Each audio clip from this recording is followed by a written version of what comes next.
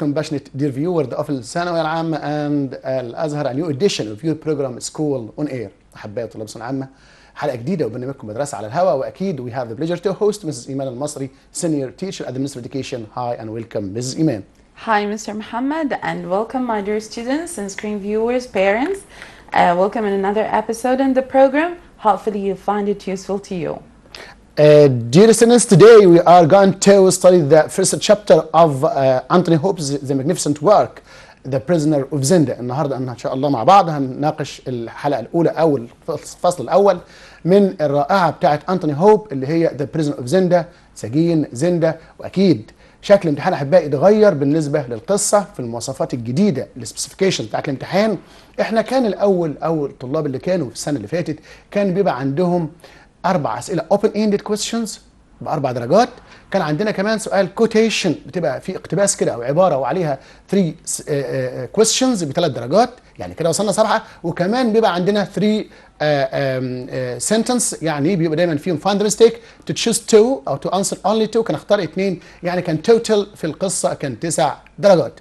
النظام الجديد في القصه بتاعتنا سهل جدا، رغم ان القصه مليانه بالاحداث وضخمه بقى كده، ونحس بقى ان احنا يعني ايه فيها شغل كتير جدا، ولكن بالنسبة للامتحان هي مجرد 6 أسئلة.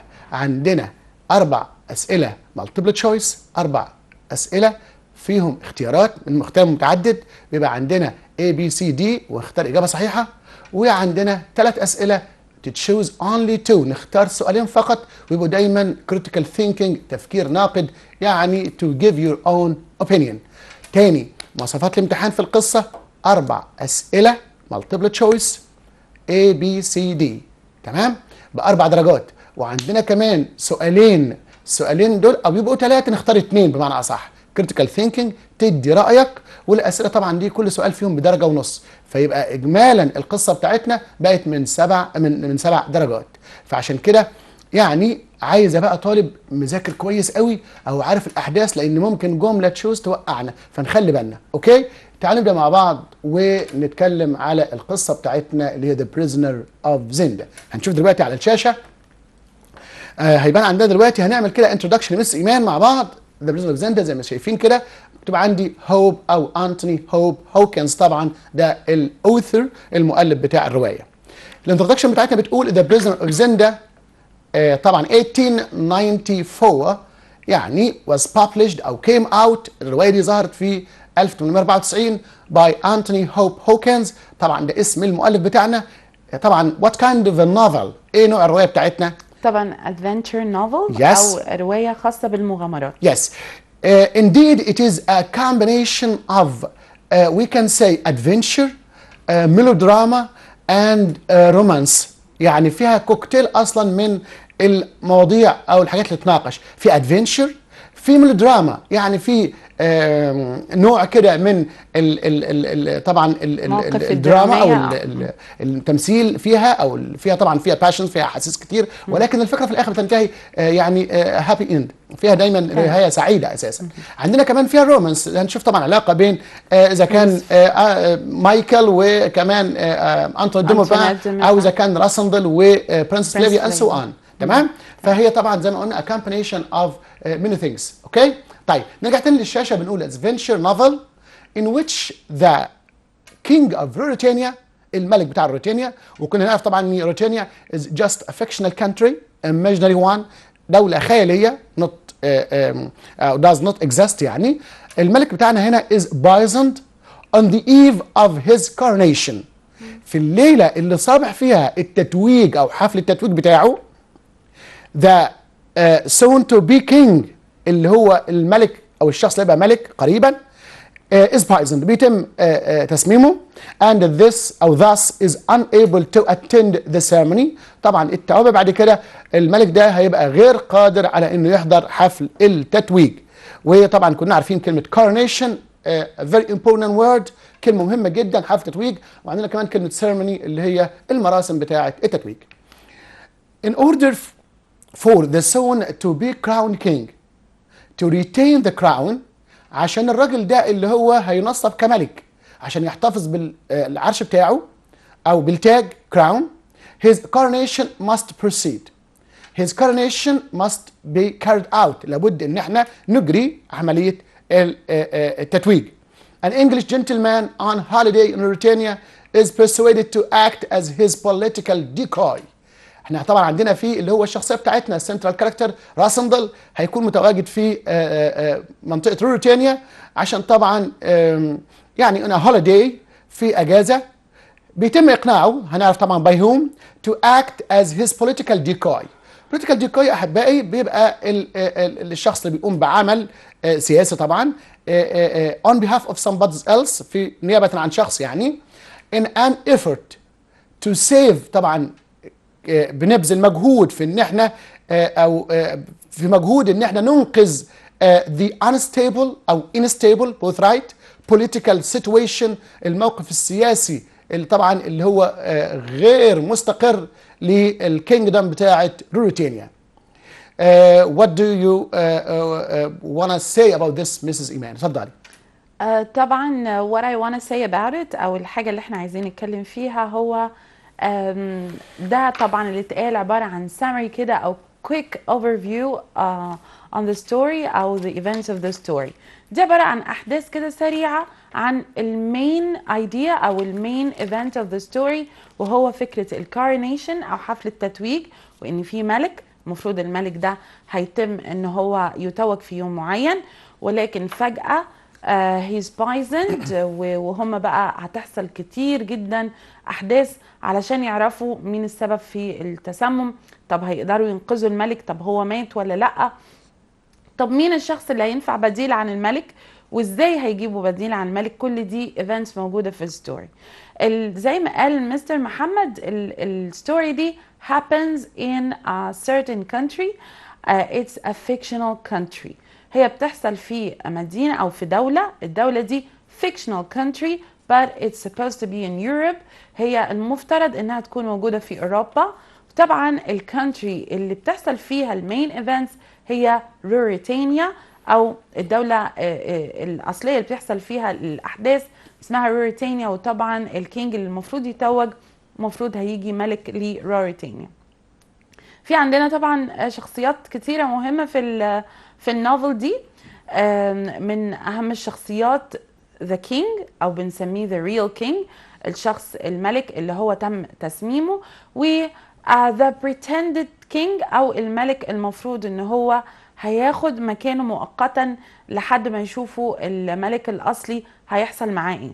كل دي أحداث بقى إحنا هنعرفها من خلال مجموعة طبعا من مغامرات كتيرة جدا وهنتعرف على مجموعة كبيرة برضو من الشخصيات شور النهاردة في خلال chapter 1 اللي هندرسه. Okay, right. So if we are going to talk about the setting زي ما حضرتك قلت كده نتكلم على السيتنج أو الزمان والمكان. كلمة سيتنج أحبائي مش الإعدادات بتاعت السمارت فونز اللي معانا لا. هنا كلمة سيتنج SETTING فنتكلم على الزمان والمكان. في ناس بيحمل الكلام تقول لك الزمكان. القصة دي بتتم فين وبتتم إمتى؟ القصة دي طبعا زي ما قلنا الكاتب بتاعنا أنتوني هوب بيقول طبعا انها بتتم في a fictional country. هي عموما in general it takes place in Europe بتتم في اوروبا لان احنا بنشوف في القصه تبدا في لندن انجلند وبننتقل شويه لباريس فرانس وشويه بنروح دريسدن اللي هي طبعا في جيرماني وبعد كده بننتقل للمكان الاهم اللي هو موريتانيا وبنلاقي طبعا هناك في ستريلسو وفي كمان زندا. يعني in general it takes place او the Prisoner of Zenda takes place in Europe but موريتانيا in particular لكن بتتم بالاخص في موريتانيا. طيب ده بالنسبه للمكان. when امتى؟ in the late 19th century في اواخر القرن ال19. in the late 19th century اواخر القرن ال19 and as Mrs. Iman said Mauritania is just an imaginary country. It does not exist. يعني الدولة دي مش موجودة. It is created. It is out of the author's imagination. هي طبعا من خلال كده a fictional country. It is supposed to be in Central Europe. Central Europe موجودة في وسط أوروبا. This country speaks German. بتتكلم الدولة دي اللغة الألمانية. وطبعا it is a kingdom. دي مملكة. Not a republic يعني مش جمهورية. وطبعا احنا بالنسبه لنا بالنسبه جينا نتكلم على كمان الاشخاص او الكاركترز في القصه بتاعتنا. we have two main families. عندنا اسرتين مهمين جدا. the راسندلز دول موجودين في انجلند، وعندنا كمان the الفبرغز اللي هي the royal family of Ruritania. تاني كده the راسندلز اسره الراسندلز in England، the Londoners، وعندنا كمان أسرة the الفبرغز اللي هم الرويال فاميلي في روتينيا. مس إيمان، how many members do we know of the راسندلز؟ بالنسبة سريعا كده الشخصيات اللي عارفينها أو أعضاء الأسرة بتاعت الراسندلز. طبعا زي احنا مين؟ عندنا أهم شخصية فيهم هو رودولف راسندل. yes. وده طبعا اسمه متشابه مع اسم الكينج اللي موجود في إلفبرغز، اسمه رودولف إلفبرغ. yes. تمام. طبعا ده الكينج بتاع روريتانيا. لكن في الراسندلز عندنا رودولف راسندل، عندنا روبرت the lord of Palestine، وهو طبعا the brother of رودولف راسندل. هو اللورد طبعا يعني زي الحاكم بتاع مدينة هناك اسمها بيرلستون، وهو أخو رودولف راسندل اللي هو الشخصية الأساسية عندنا في النوفل، فأخوه اسمه روبرت. كمان في عندنا روز دي مش من عائلة، في الأصل هي مش من عائلة راسندلز، ولكن هي زوجة روبرت، أو طبعا تعتبر بالنسبة لرودولف هي his sister-in-law، أو يعني مرات أخوه. تمام. فبنسميها sister-in-law، فهي مرات أخو رودولف اللي هو الشخصية الأساسية ومتزوجة لروبرت. كمان في اسمه ذكر اللي هو أنت أميليا، هنلاقيها في الشابتر ده كمان، وهي تعتبر عمة من عمات يعني عمة رودولف and Robert. and that once was married to one of the الفبرغز، كانت متجوزة أحد أعضاء الفبرغ. وفي كمان في أنكل ويليام. تمام. يبقى زي ما حضرتك لخصت كده وقلت لنا الشخصيات الموجودة في أسرة الراسندلز: روبرت راسندل، لورد اوف بيرلستون، الحاكم، او طبعا لورد ده لقب بيباع في انجلترا، حاكم او لورد بتاع منطقه بيرلستون، كان في وقت الاقطاع بقى، يعني ارستقراطيك فاميلي. وفي الاصغر، الاخ الاصغر ذا يانجر براذر رودولف راسندل، ذا مين كاركتر اوف اور نوفل، الشخصيه الرئيسيه بتاعتنا اللي هو رودولف راسندل، اللي احنا هنقول دايما راسندل باستمرار. تمام. وعندنا كمان زي ما إيمان اللي هي روز، اللي هي طبعا راسندل سيستر ان لو او روبرتس وايف، زوجة روبرت. قلنا كمان في تو اذر سب كاركترز اللي هم بالنسبه لنا اماليا who once was married to one of the الفبرغز members، وكمان او ممبر، وفي نفس الوقت كمان عندنا انكل ويليام. طيب what about the الفبرغز؟ طبعا في الالفبرغز اهم شخصيه هو الكينج او الملك، وطبعا احنا اتفقنا ان هو اسمه رودولف زي بالظبط اسم رودولف راسندل. فعندنا كده شخصيتين الاساسيتين في النوفل دي، الاثنين اسمهم رودولف، بس واحد اسمه رودولف راسندل والتاني اسمه رودولف الفبرغ. وطبعا رودولف الفبرغ ده اللي هو الكينج بتاع روريتانيا، او supposed to be the king in the coronation، اللي متوقع ان يتم تتويجه ويبقى في حفل التتويج خلاص كده بقى الكينج ده. طبعا رودولف راسندل.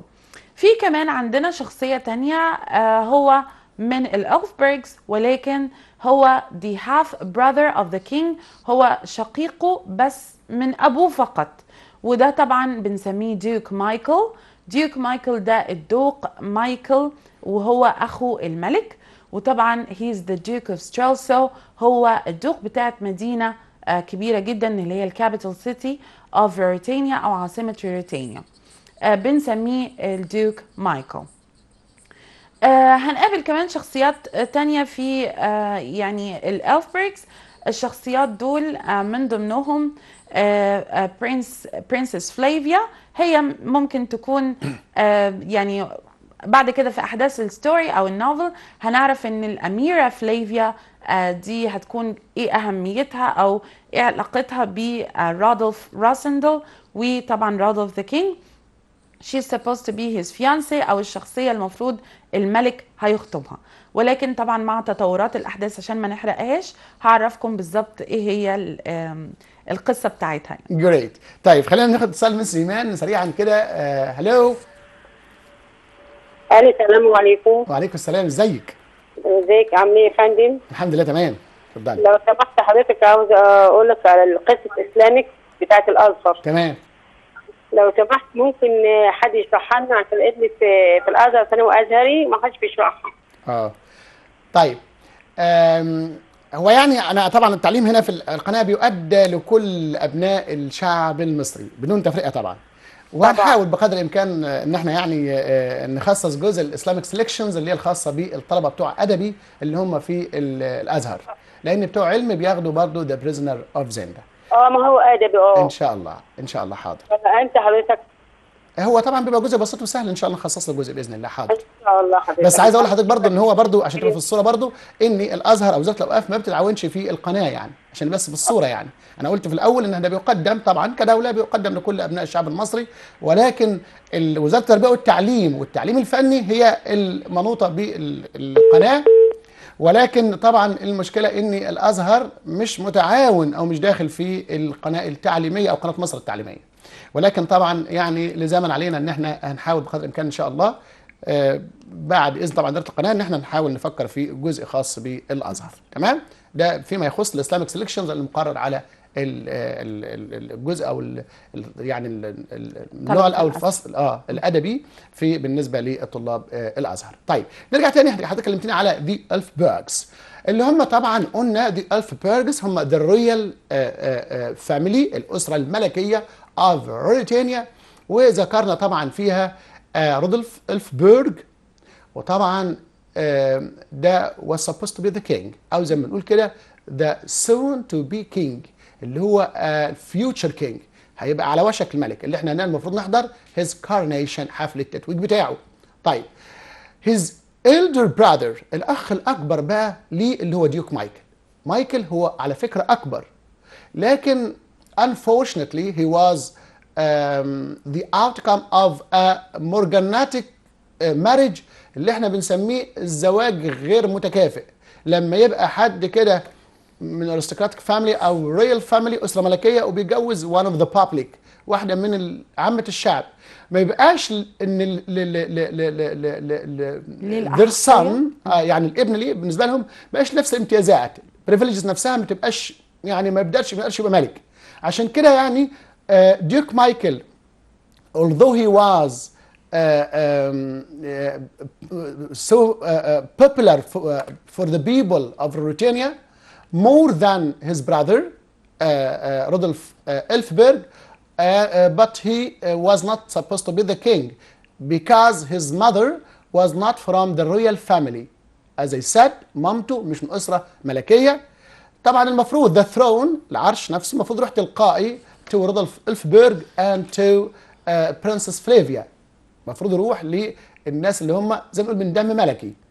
لكن ديوك مايكل هو صح ذا ديوك اوف ستريلسو، نقول كده زي حكمدار العاصمه ستريلسو زي ما قلنا ذا كابيتال سيتي اوف ريتانيا، ولكن ما يقدرش يبقى الملك رغم شعبيته اللي هي موجوده اصلا في ريتانيا وفي طبعا مودرن ريتانيا، وخاصه طبعا مدينه زي زندا مثلا، او في الاولد بارت اوف تاون هنعرف بعد كده الجزء القديم في المدينه بتاعه ستريلسو.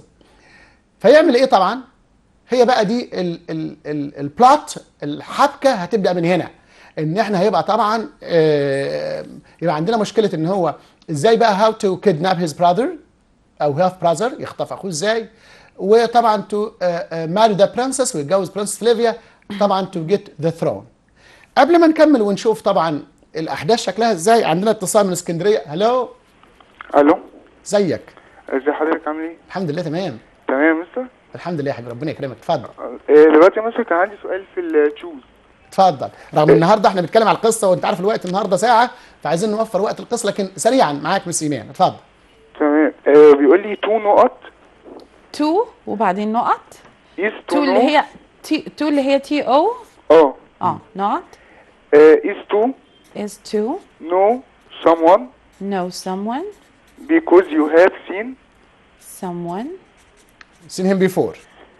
تمام. عندك انت ريكوجنايز عشان بس نوفر وقت. ريكوجنايز ماشي. هو في ريكوجنايز وريلايز. ايوه ريكوجنايز. الفرق احنا قلنا قبل كده ريكوجنايز انا لو عارف ايمن قبل كده وايمن دلوقتي ثانويه عامه، ربنا كرمه بعد 4 5 سنين وعشنا كده، قابلت ايمن مثلا باش مهندس قد الدنيا، يا ايمن ده انا اعرفك قبل كده، تمام، يبقى اسمها ريكوجنايز. تمام. لكن ايمن دلوقتي كان في المدرسه وقلت له اعمل واجب ومش عارف ايه وبتاع، ولما روح المدرسه ادرك ان نسي الكشكول في المدرسه، يبقى هنا ريلايز. تمام.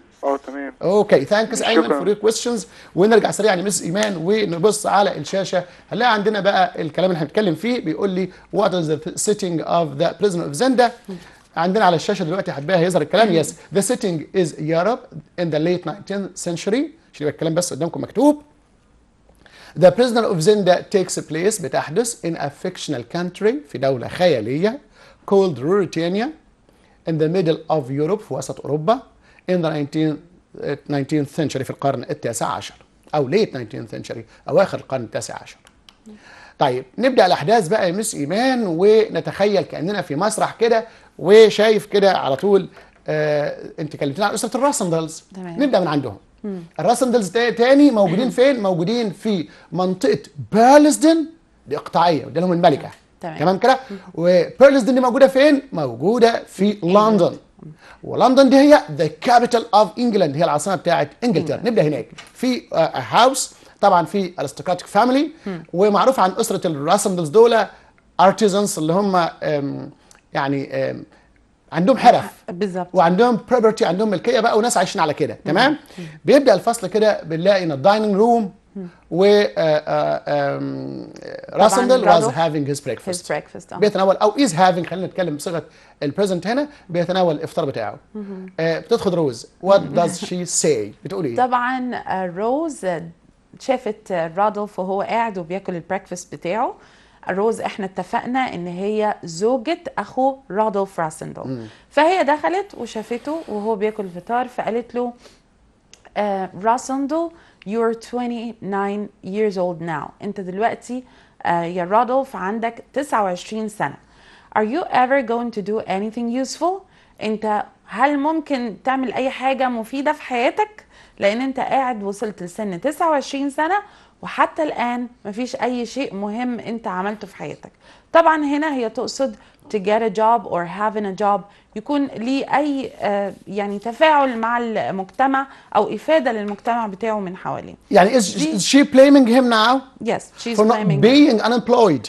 for being unemployed. يبقى هي دلوقتي البداية بتبدأ روز اللي هي his sister in law بتلوم الشخصية بتاعتنا الرئيسية، بتقول له زي ما إيمان كده، بتقول له راسندل you are 29 years old and you do nothing، 29 سنة ما بتعملش حاجة، بتلومه. تمام كده؟ for being idle أو jobless أو unemployed. طبعا بيرد عليها what؟ why should I work؟ أشتغل ليه؟ I am rich. I have enough، ده راسندل اللي حبالي بيتكلم، I have enough money to do whatever I want. عندي فلوس كفاية أعمل اللي أنا عايزه. and I am one of the Rasendals، أنا أحد أعضاء أسرة مين؟ الراسندلز. she got annoyed offended. طبعا. yes. why؟ طبعا احنا عارفين انه هو في هنا في الجملة دي بيقصد يقول لها المعنى بالعربي انه هو عنده فلوس كتيرة كفاية، بلس ان هو من عيلة الراسندلز. طبعا احنا عارفين بقى انه روز في الاصل او في الاساس هي من عيلة تانية. لما اتجوزت من عيلة الراسندلز اصبحت هي ملقبة بنفس اللقب، ولكن في الاصل عيلتها are not the same rich as the Rasendals family، وطبعا are not the same important. هي عيلتها مش بنفس الأهمية في المجتمع زي عيلة الراسندلز، ولا كمان عيلة غنية زي عيلة الراسندلز. فبالتالي هي لما قال لها أنا اشتغل ليه، أنا من عيلة الراسندلز، هي حست إنها offended، زي ما يكون بيقول لها إحنا عيلتنا أفضل عيلة أو أحسن عيلة موجودة. That's why she got offended and annoyed. كانت حست بإهانة وغضب. Yes, great. طيب نشوف الكلام ده على الشاشة عندنا كده. نبدأ ب blaming Rudolf Rasendal. Rudolf Rasendal was a very rich Englishman who was 29 years old. His brother's wife Rose blamed him for not doing anything useful. بداية كده زوجة أخيه اللي هي روز بتلومه على إنه ما بيعملش شيء مفيد although he is 29 years old، رغم إن عنده 29 سنة. Rudolf Rasendal's reasons for not working، ليه بقى؟ أو how could he justify not being with the job. بيقول رودولف راسندل said that he shouldn't do anything because he had nearly enough money to do anything he wanted to do. بيقول أنا عندي فلوس كفاية أنا أعمل اللي أنا عايزه. تاني كده راسندل said that he shouldn't do anything ما يشتغلش because he had nearly enough money to do anything he wanted to. A question, Mrs. Iman. لو critical thinking بقى if you were in Rasendel's shoes you have such fortune or a fortune would you prefer to work or not?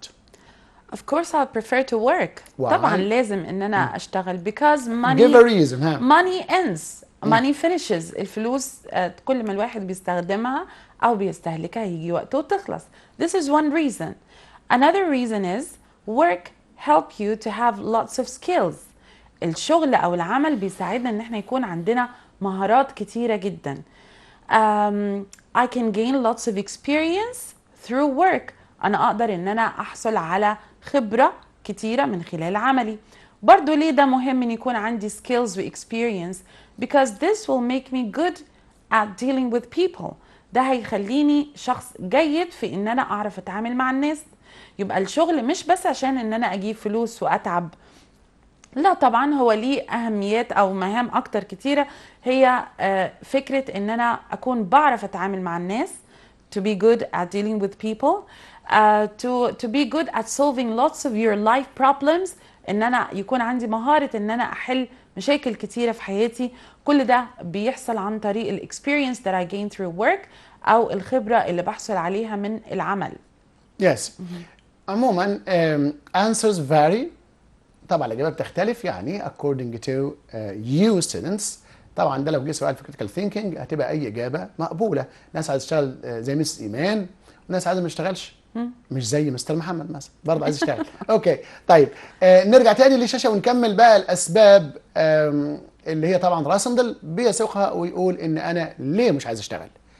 And he enjoyed an important position. يعني مش بس عنده فلوس كمان ده عنده منصب أو مكانة اجتماعية. كلمة position منصب أو مكانة اجتماعية in society. His brother was Lord Palmerston. لو روز بتسأله إيه البوزيشن اللي عندك يعني بيقول لها أكيد my brother your husband زوجك Lord Palmerston. هنا احنا شايفين راسندل is like a fox borrowing the might of a tiger. عامل زي بيتباهى بشيء لا يملكه. The fox borrowing the might of a tiger. ليه؟ ما عندوش وظيفة ولكن بيقول my brother is Lord Palmerston and my sister-in-law مرات أخي طبعا اللي هي Rose is a countess. يبقى أنا إزاي أشتغل؟ تمام. طيب what else؟ رودولف told Rose that he was a member of the Rasendel family. لا كمان أنا عضو من أسرة الراسندل. And his family didn't need to do things. إحنا كأسرة مش محتاجين نعمل حاجة خالص. This annoyed Rose. She got annoyed why؟ ليه؟ اتضايقت؟ Because her family were rich. أسرتها هي طبعا معروف إن هي بتحمل اسم زوجها اللي هو روبرت راسندل ولكن هي أصلا من أسرة تانية. Her family were rich but less important. خلي بالكم إن أقل أهمية than the Rasendel. من أسرة مين؟ الراسندل. أغنياء ولكن أقل أهمية. رودولف told his brother روبرت اللي كان حضر بعد كده Lord Palmerston أو Lord of Palmerston that Rose was angry. بيقول له زوجتك غضبانة because she thought he didn't do anything useful. بيقول له غضبانة على إن أنا كراسندل يعني ما بعملش أي شيء مفيد. هيرجع طبعا راسندل بيسيب كل الكلام ده يا مس إيمان ويبص لنا إحنا as readers يقول لنا لا يا جماعة يعني I didn't spend 29 years in vain أو for nothing. أكيد أنا عملت حاجات كويسة جدا. تمام؟ زي إيه بقى؟ رودولف's education and skills. لو أنا بتسأل في راسندل's education عن تعليمه and about his skills what should I say؟ تفضل. تمام. طبعا في الحالة دي هو كان راسندل عمال يفكر في إنه هو sure he didn't spend his life in vain. هو ما قضاش حياته أو عمره كلها بدون ما يعمل أي شيء. بالعكس طبعا he got lots of good skills. عنده كتير جدا مهارات كويسة. For example he's good with guns. هو كويس جدا في استخدامه للمسدس. بيعرف يستخدمه بطريقة كويسة. كمان he's a good swordsman. a strong swordsman شخصية من اللي بيحاربوا بالسيوف، شخصية قوية بتعرف ازاي تستخدم السيف كويس. كمان he's good at riding horses، هو جيد في يعني طبعا ان هو يركب الحصنة. بلس كمان الاديوكيشن بتاعه، دي كده خلصنا الجزء بتاع السكيلز. الاديوكيشن بتاعه he knows German as well as he knows English، هو بيعرف ازاي يتكلم او he speaks German as well as he speaks English، بيعرف يتكلم اللغة الألمانية، وده جزء طبعا هنعرف أهمية ان هو بيعرف اللي يتكلم اللغة الألمانية في النوفل، ليها أهمية جدا في الأحداث. هو بيعرف يتكلم اللغة الألمانية زي ما بيعرف يجيد الإنجليزية اللي هي لغته الأم طبعا، لأنه يعني he was educated in German universities، هو كان بيدرس في جامعات ألمانية. He also knows how to speak French, Spanish and Italian. طبعا كمان بيعرف يتكلم مجموعة لغات أخرى زي الفرنساوي والأسباني والإيطالي. Yes, great. يبقى هنا احنا كده لخصنا او اتكلمنا عن جزئيتين مهمين جدا. His education، تعليمه، وقلنا راسندل was او is well educated، متعلم تعليم كويس، well educated. Perfect speaker of different languages، متحدث كويس في لغات عديدة especially German، الألمانية بالذات لأن نحتاجها بعد كده في روتينيا. ده بالنسبة لتعليمه، ومس إيمان ذكرت لغات عديدة بيتكلمها. طيب what about his skills؟ عن مهاراته قلنا he is a good shot، اللي هو يعني good with the gun، بيستخدم بشكل كويس. Competent swordsman، سياف أو مبارز بالسيف بشكل كويس جدا. Good at horse riding، بيركب خيل بشكل جيد. Likes to live a kind of easy life، likes to travel and adventure، طبعا بيحب يسافر. adventure هنا يقوم بمغامرات as a verb. اوكي، دي بالنسبه his skills and his education. طيب هنشوف على الشاشه كده مس ايمان بنقول ان he explained that he hadn't been lazy for his life او all his life. بيقول لنا يا جماعه انا ما كنتش كسول طول حياتي. he had studied hard and learned a lot of languages when he was at a German school and a German university. He spoke German as well as English، وطبعا مهم جدا نركز على الألمانية بيتكلمها لأن احنا هنعرف بعد كده لما to impersonate عشان يحل محل الملك لازم طبعا يكون بيتكلم نفس اللغة بنفس الكفاءة. And he also knew how to speak French, Italian and Spanish. He was good with a gun, a strong swordsman. He was also very good at riding a horse. بيركب خيل بشكل جيد. وطبعا ده كان المطلوب من اي شاب في العصر ده from aristocratic family ان هو يعرف الحاجات دي مش اكتر يعني. ما اعرفش طبعا روز مش عايزاه يقف عند كده، عايزاه طبعا to get a job. The difference between Rodolphe and his brother. جينا بقى ل a very important point، نقطة مهمة جدا. يعني شايفين ان روز بتدرك او بتعمل comparison between her husband زوجها اللي هو روبرت وطبعا her brother-in-law اللي هو رودولف راسندل. What does she say about her husband and about her brother-in-law؟ طبعا روز حاسه بقد ايه انه her husband هو شخصيه responsible، يعني جوزها شخصيه مسؤوله، وبتقارنه باخوه اللي هو رودولف راسندل. بتورينا ايه الفرق او ازاي هم عنده في فرق في شخصيتهم، في نظرتهم للبوزيشن او نظرتهم لاي مكانه اجتماعيه. طبعا روز قالت له جمله مهمه جدا وهي your brother sees in the position sees responsibilities، يعني اخوك بيشوف انه في عنده طبعا اكيد مسؤوليات كتيره جدا لو هو شخص ذو مكانه اجتماعيه، فهو وصل لمكانه اجتماعيه معينه يبقى اكيد هيبقى عنده responsibilities او طبعا مسؤوليات تجاه الناس.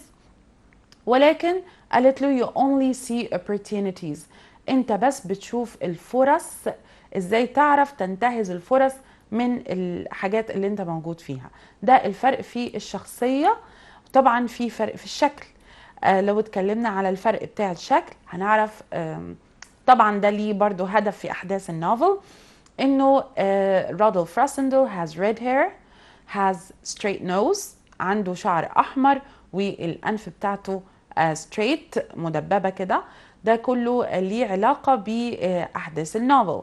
ولكن طبعا this is unlike روبرت، على عكس من روبرت، هو ما بيديش نفس الشكل او his appearance is different. يس. يبقى زي ما حضرتك ذكرت كده ان في موضوعين مهمين جدا نتكلم، او الاختلافات الموجوده بين راسندل وروبرت تتلخص في موضوعين مهمين زي ما قلنا، the appearance الشكل، والبيرسوناليتي الشخصيه. وطبعا ده بالنسبه للشخصيه هنا يمكن هي المين توبيك او مين ثيم اوف اور نوفل، بحيث ان احنا لو اتكلمنا على الشخصيه الاول هنلاقي زي ما روز بتقول طبعا عن زوجها، بتقول روبرت always realizes responsibilities in his position. دايما شايف ان في مسؤوليات، في تكليف في المنصب بتاعه. On the other hand, Rassendal always sees opportunities or seeks for opportunities in his position. دايما راسن بيدور على الفرص. لما حتى بتقول له كده بيقول لها to a man like me opportunities are responsibilities. يعني الواحد زيي اكيد البحث عن الفرصه هو ده مسؤوليتي. يعني I'm going to lose an opportunity، مش هضيع اي فرصه. فناخد من اول انطباع كده ان راسندل او رودولف راسندل is opportunist، يعني شخص انتهازي. ده طبعا ده اول انطباع عنه. طيب يبقى لو قارنا تاني على مستوى المسؤوليه، الراجل روبرت بيدور على responsibilities، راسندل opportunities. طبعا ده شيء خطير جدا. طيب لو جينا بقى اتكلمنا، هيبان ده كله في حديث القصه، اتكلمنا على الابييرنس الشكل او المظهر. اكيد طبعا في خلفيه زي ما قالت بس إيمان كده، خلفيه تاريخيه، ان في اماليا طبعا كانت وانس زي ما قلنا انت اماليا راسندل was once married to one of the Elfbergs، كانت متجوزه احد اعضاء اسره الفبرج. فطبعا الناتج عندنا او one of her descendants، احد احفادها بقى هيبقى عندنا ايه اللي هو رودولف راسندل. في كوتيشن كده مس إيمان بيقول before God راسندل is the finest Elfberg of them all. راسندل واخد شكل إلفبرج، بالعكس ده مش واخد شكلهم وخلاص، ده يعني هو الصورة المثلى او الاجمل او يعني في كل الصفات الكويسة بالنسبة لإلفبرج تتمثل في مين؟ في راسندل. تمام؟ عموما ده ما بيغنهوش عن ان هو طبعا يكون بالنسبه لروز او على الاقل في منطقه بيرز ان هو شخص ليزي بيرسون، شخص لغايه دلوقتي شخص كسول. واول انطباع عنه the first impression that he is lazy doesn't want to work، وطبعا gave يعني unreasonable reasons for this، ادانا اسباب يعني unlogic. تمام؟ قبل ما نكمل هناخد اتصال من اسيوط. يا نور ازيك؟ الو نورهان. ايوه يا مستر، ازيك عامله ايه؟ الحمد لله. ازي حضرتك انت؟ الحمد لله يا بابا تمام. اتفضلي. كان معايا سؤال بتشوز بس في القصه. طيب كويس، في القصه اتفضلي. ماشي. هو بيقول why does Rudolf Elfberg why does Rudolf Elfberg have the right to become the king of Britannia؟ انت على فكره انا جاوبت السؤال ده من شويه، لكن خلاص ماشي اتفضلي قولي اجاباتك تاني. حاضر. التشايسز. هو كاتب لي because he likes hunting and good food. تمام. ولا because he is the older son. ممكن ثانيه واحده يا نورهان عشان انا اقول يا شفا وميسي منصر يعني he is ايه why does Rudolf Elfberg has the right to ايه to be king to be king يس يعني يس. وبعدين ايه he likes hunting and good food. He likes hunting and good food. Yes. بي بقى يا نور بتقول ايه؟ دي because he is the older son. The older son. وسي؟ سي بيقول because he is more wealthy and than his brother. Wealthy than his brother. ولا because he was old bored for the most of his life. He was abroad. He is abroad. For most of his life. For most of his life. إن جيت الحق بقى ولا واحد من الاختيارات دول ينفع. إزاي؟ هقول لك ليه. أنا خدهم واحد واحد كده. أنت بتقولي why does Rudolf Rassendyll have the right Rudolf Elfberg had the right to be king. لرودولف إلفبرج ليه الحق يبقى ملك. كويس كده؟ عايزك بس تبعد عن التلفزيون عشان ما يكونش فيه صدى صوت. لا دي وطي التلفزيون شويه واسمعني بس من التليفون. ما انا وطيته يا مستر. تمام، برافو عليك. طيب تاني كده السؤال احبائي بيقول ليه رودولف إلفبرج اللي هو يعني المفروض يبقى ملك، ليه الحق ليه الحق يبقى ملك؟ اللي احنا راجل نحضر حفل التتويج بتاعه ده. انت قلت لي اختيارات because he likes food and hunting and good food، عشان بيحب الصيد وبيحب الاكل، ده مش سبب يخليه ملك. تمام، وانت متفقه معايا ده ما ينفعش صح؟ طيب سيبي بي دلوقتي وخليك عند سي. he is more wealthy، اكثر ثروه من اخوه؟ لا، ده احنا لا بالعكس شايفين ان اصلا اتكلم الراجل او الكاتب نفسه انتون هوب على ان منطقه زندا والعاصمه نفسهم تحت سيطره مين؟ سيطره ديوك مايكل، يبقى مش هيبقى ملك عشان خاطر اكثر غنى. تمام، متفقين؟ طيب الثالث he lived او spent most of his life abroad، ان قضى معظم حياته خارج البلد. هو اللي قضى معظم حياته خارج البلد ده بقى على الاقل less popular than his brother ديوك مايكل، بقى اقل شعبيه من ديوك مايكل، فمالوش الحق صح؟ متفقين كده؟ طيب اتبقى عندك السبب الرابع اللي للاسف هتختاريه، ولكن انا عايز اقول حاجه. القصه بتاعتنا بتقول الاولدر ماشي، ولكن لازم نبقى عارفين في التكست الاصلي او في الروايه العالميه المعروفه ان بالنسبه لنا ديوك مايكل هو الاكبر سنا. تمام؟ ولكن طبعا ديوك مايكل اكبر سنا، لكن انا كنت قال في المقدمه كده ان هو is from a morganatic marriage، يعني زي ما قلت زواج غير متكافئ. اللي احنا في القصه بنقول ان his mother was not from a royal family، ده السبب الحقيقي. his mother او ديوك مايكل the mother was not from a royal family، مام ديوك مايكل مش من اسره ملكيه، عشان كده he doesn't have the right to be king، ملوش حق يبقى ملك. وزي ما قلت the throne has to go to، العرش نفسه لازم يروح ل برنسس فليفيا وطبعا رودولف إلفبرج، ده المفروض. فاهماني؟ يبقى المفروض السلطه تروح او العرش يروح لرودولف إلفبرج الملك ويروح لبرنسس فليفيا. ليه ديوك مايكل ما يبقاش ملك؟ عشان السبب في القصه عندنا his mother was not from a royal family. الكاتب في الروايه بتاعتنا المعدله بالنسبه لثانويه عامه ما بيتكلمش من اكبر ومن اصغر، لكن بيقول ديوك مايكل او بلاك مايكل ملوش حق يبقى ملك عشان مامته مش من اسره ملكيه. وصلت يا نور؟ شكرا حضرتك يا مستر. احنا شاكرين جدا وشاكرين اتصالك طبعا متابعينا مع بعض. نرجع تاني كده يا مس ايمان، وكنا بنتكلم على الفرق بين راسندل واخوه طبعا روبرت راسندل.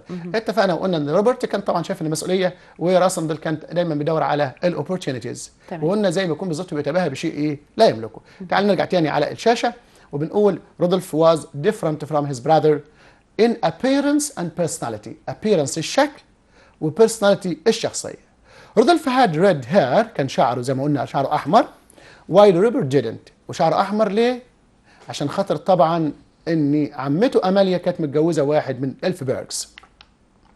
روبرت realized his position in society، مدرك مدى خطوره منصبه او وضعه في المجتمع، ده الاخ الاكبر. had responsibilities، عنده مسؤوليات.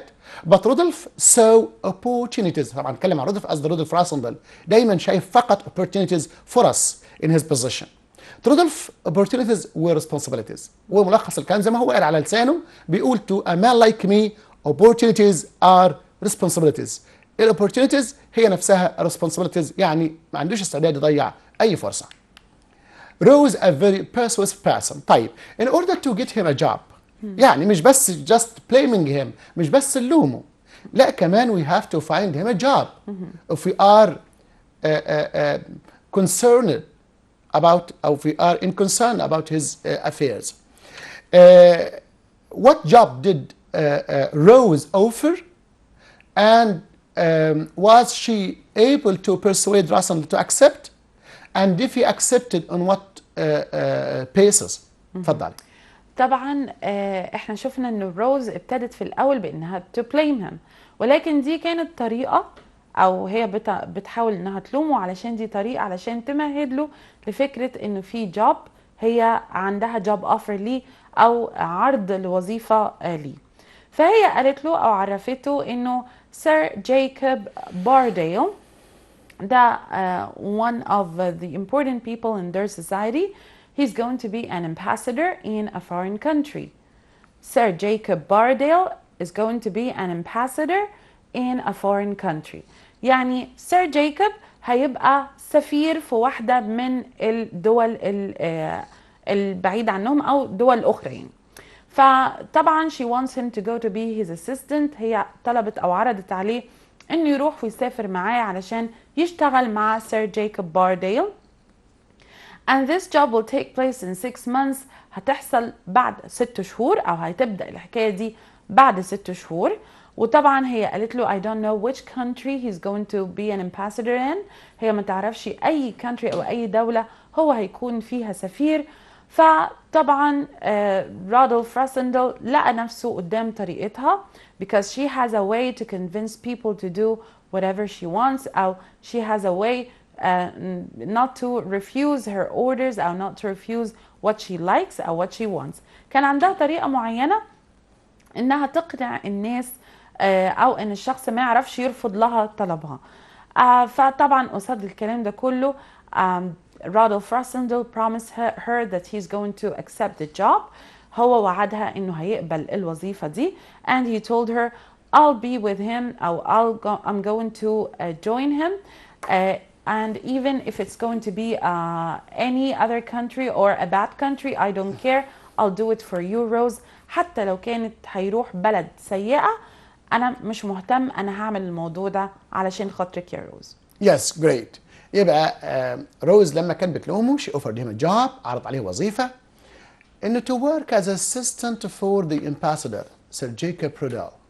يشتغل مساعد سفير مع سير جيكوب برودال. طيب in which country? They don't know. في أي دولة؟ ما يعرفوش. But it would be a very important country. هتبقى دولة مهمة جدا. هنعرف بعدين. طيب راسندل accepted the job. قبل الوظيفة. ليه؟ بتقول له الوظيفة أو سير جيكوب would be an ambassador in 6 months time. يعني في خلال 6 شهور. يبقى الموضوع كده لسه قدام 6 شهور خلاص. Why should I refuse يعني؟ ليه أرفض؟ I can say yes now. ولما ربنا بقى يسهل في الآخر. تمام. ادي أول حاجة، أول سبب لسه قدام 6 شهور. Again the job seems interesting. الوظيفة نفسها تبدو مهمة. ليه؟ لأن to be an assistant for an ambassador later you may be the ambassador himself. احتمال تبقى أنت نفسك بعد كده سفير. تمام؟ طيب الشيء الثالث زي المس إيمان كده إن روز has a way to ask people things that they never refuse or they are unable to refuse. عندها طريقة تسأل الناس أشياء الناس ما عندهمش مقدرة إنهم يرفضوها. يعني بطريقتها إن هي very persuasive character. شخصية مقنعة جدا. تمام؟ طيب قبل الوظيفة. هقعد 6 شهور بقى مستني ولا أفكر في حاجة تانية؟ تعال نشوف على الشاشة عندنا كده بنقول روز a very persuasive person. شخصية مقنعة جدا. هيبان قدامكم على الشاشة. Rose was trying to persuade Rodolphe Rassendyll to have a job. She told him that Sir Jacob Bardale was going to become an ambassador in 6 months' time. في خلال 6 شهور. He wanted Rassendyll to work for him. يعمل لحسابه. Rose believed that this was a good opportunity for him. Rose شايفة إن دي فرصة كويسة لراسندل. تمام؟ She had a way of asking people. هنتكلم بقى على الأسباب اللي خلت راسندل يقبل الوظيفة. She had a way of asking people to do things which was impossible to refuse. عندها طريقة في إنها تطلب من الناس أشياء الطريقة بتاعتها دي أصلا مستحيل الناس ترفضها. Moreover, he thought that the job sounded quite interesting. الوظيفة كمان تبدو interesting. شيقة كويسة. تمام؟ a good job. والسبب الثالث زي ما قلنا لسه عنده 6 شهور عشان كده he accepted the job. There will still 6 months before starting his new job. هو عندنا لسه في 6 شهور قبل بداية الوظيفة. So Rodolphe decided to visit Ruritania. طب أعمل إيه في الوقت ده؟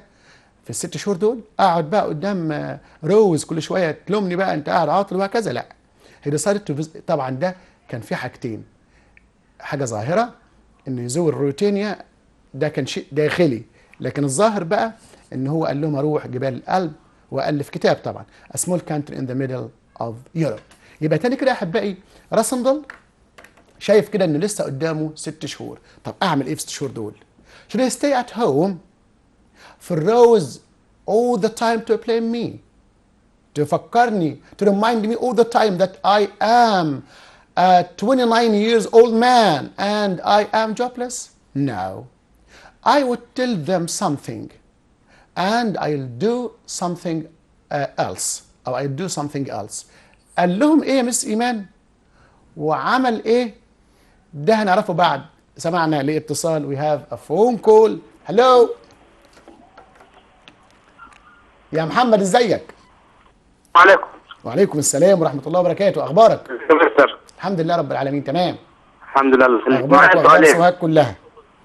ماشي، معايا سؤالين. اتفضل. في إيه بقى؟ في القصة. سريعا يا زعيم اتفضل. طبعا ماشي. السؤال الأولاني اختياري. بيقول وات بوك. أيوه نسمع بعض عشان ما نضيعش وقت. اتفضلي. وات بوك؟ ديد رود فرانسيس. أيوه. رايت. تمام. في الاختيارات هتقول about a book about his visit to Routania. about his visit to Routania. yes.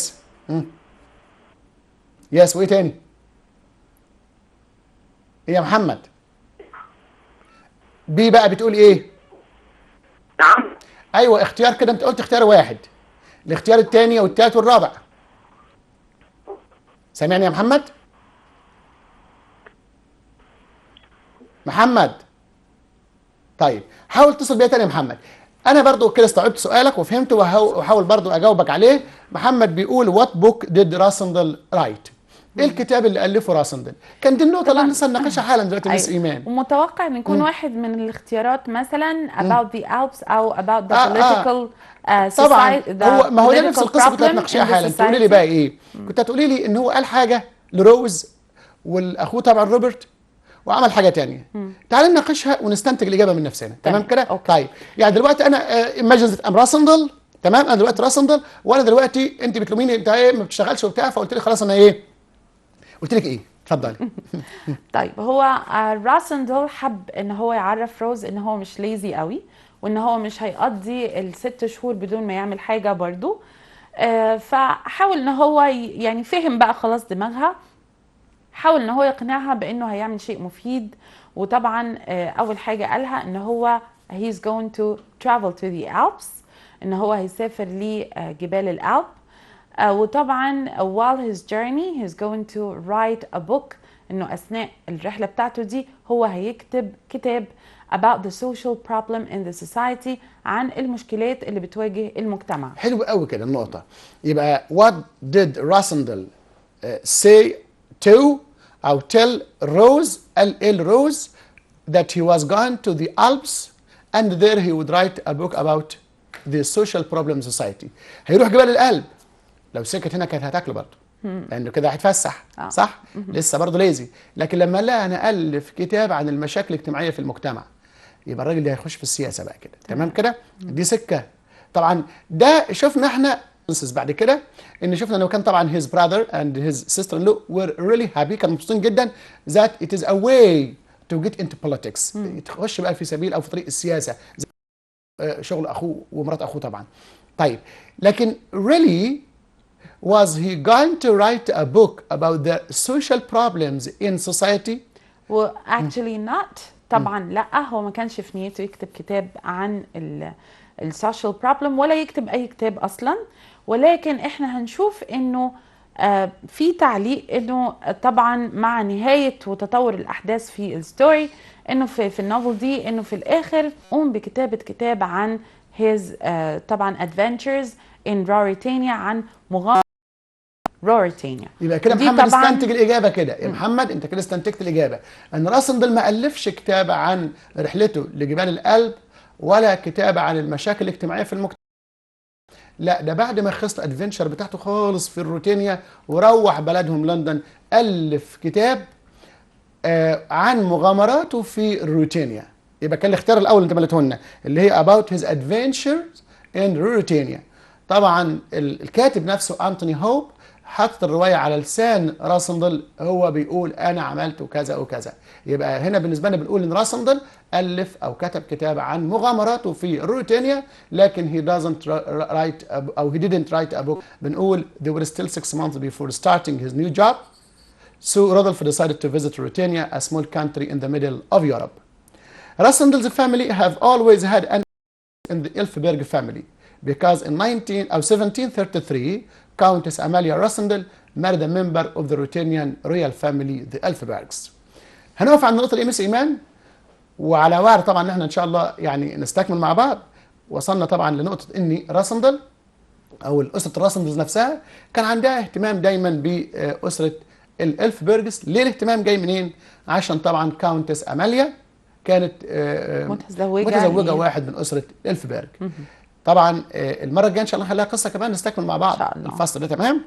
طبعا احبائي كل الشكر لمس إيمان المصري ولكل الناس behind the camera and to all of you our viewers and watchers, promising to and goodbye.